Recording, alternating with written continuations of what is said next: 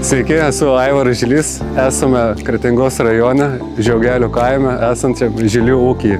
Ūkininkavim virš 30 metų, tėvai pradėjo nuo vienos karius, mažas būdamas padėjau, taip po truputį, dabar turime apie 120 melžiamų karių ir apie 100 prieauglių. Kiek atsimenu, pirmas karas tai buvo, aišku, priežastis laikymas, paprasta įranga, po to įsiplėtėm ir pasistatėm 8 vietų eglutės tipo dalyvalą aikštelę. Ir kaip viskas tobulėjo, visiems ūkiam ateina tas momentas, arba reikia baigti, arba reikia modernizuoti. Pirmasis robotas mūsų buvo dalyvalio Opti2.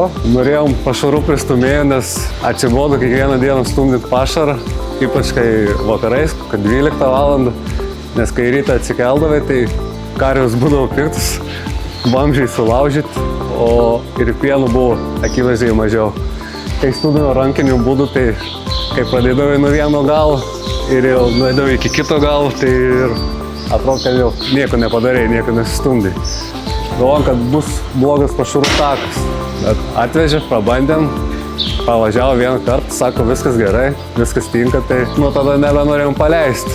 Tai dabar jau net neįsivaizduojam, kaip be jo galėjom tiek metų ūkininkauti. Senoji aikštelė jau atgyvenu savo, atidirbu savo, ypač dar tų darbuotojų sunku surasti ir taip ir nusprendėm, kad reikia robotų. Nusprendėm pasistatyti robotus, didžiausia bėda buvo, kad nežinojom, ar senoji fermoje galėsim pastatyti. Ir dar žinom, kad vis tiek statymo procesas vyksta ir negalim sustabdyti melžimo. Nebus, kad taip paspaudi pauzę ir viskas nedarai. Pasistatėm priestatą, išsirinkom robotus, su vadybininkais pašnekėjom, kaip būtų geriau. Ir vienaip galvojom, ir kitaip, ir statybininkai buvo, ir su visais diskutavom. Taip pat dabar turim 2 melžimo robotus ir naują pieno aušintuvą. Viską padarėm, dabar atrodo labai geras variantas, nežinau. Karius melžis beveik 3 kartus per dieną, mažiau darbo, tai ryte tai nereikia keltis 5 valandą, kai reikėjo pripratinti prie tų robotų, tai buvo į streso ir tai tada buvo sumažėjama.